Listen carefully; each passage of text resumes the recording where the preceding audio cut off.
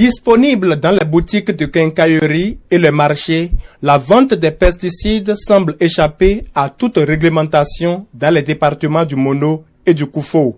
Très accessible pour les paysans, ceux-ci en usent et en abusent dans leurs travaux champêtres, ce qui n'est pas sans conséquence pour la flore et la faune. Lorsqu'on prend un paysan, par exemple, qui choisit de produire à partir de l'insecticide, des herbicides et des fongicides, il va arroser ces plantes-là et finalement, quand la pluie va tomber, l'eau de ruissellement va les ramener alors vers les ruisseaux, les fleuves, les rivières, etc., affectant ainsi la flore et la faune aquatique de ce milieu.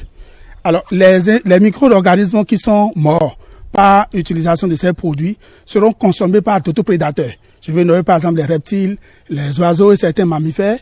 Et par la suite, ceux-là vont se développer deux choses. Il y a certains qui vont développer une résistance par rapport à ce produit. Et là, il y aura une accumulation dans leur organisme.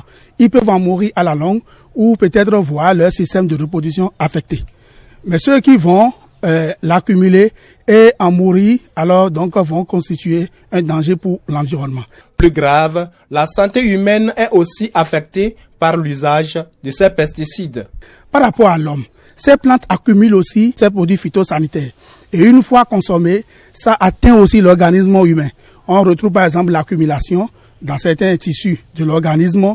On retrouve des problèmes de reproduction chez l'être humain et aussi le besoin pressant de l'argent fait que certains producteurs n'attendent plus la durée qu'il faut pour récolter les produits et là ils amènent ça sur le marché et on constate les cas de diarrhée, les cas de gastro que nous avons souvent à l'hôpital. Face au ravage des parasites et la rareté de la main-d'œuvre qui sous-tendent l'usage abusif de ces produits, l'encadrement des paysans s'avère indispensable. Il faudrait que la réglementation en vigueur soit plus renforcée pour encadrer surtout l'usage de ces pesticides-là. Alors nous pouvons peut-être aller vers l'agriculture bio. C'est vrai que quand on le dit, les gens pensent que c'est de l'utopisme juste parce que la population va sans être grandissante et on a besoin d'une grande quantité. Mais quand les pouvoirs politiques vont s'y mettre, je crois que ça peut aller.